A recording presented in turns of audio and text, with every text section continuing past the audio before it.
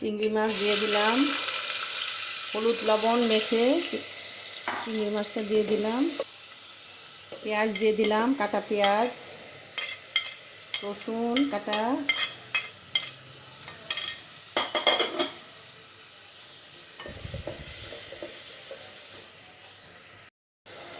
আধা চামচ মরিচ দিয়ে দিলাম, শুকনো মরিচের গুঁড়া, 1 চামচ ধনিয়ার গুঁড়া, আধা চামচ হলুদের গুঁড়া, আর লবণ, অল্প লবণ আর কাঁচামরিচ সব একসাথে দিয়ে পানি দিব।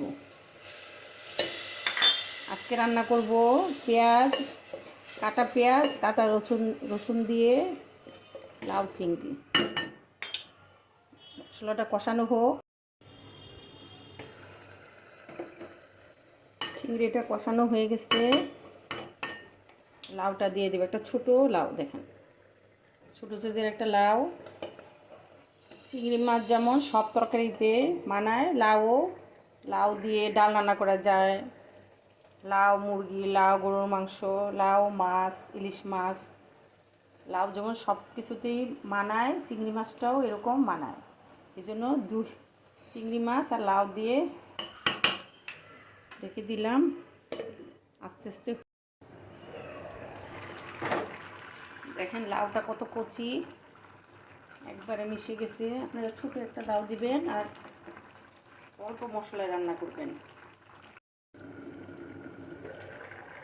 হয়ে গেল, দেখেন কি সুন্দর লাউটা হয়ে গেছে, একবার কচি লাউ ছোট। এভাবে আপনার লাউটা রান্না করবেন। আর এখন আমি ধনিয়া পাতা দিয়ে দিব, বেশি করে ধনিয়া পাতা দিব, দিয়ে এখানে কোনো জিরার গুঁড়া দিব না,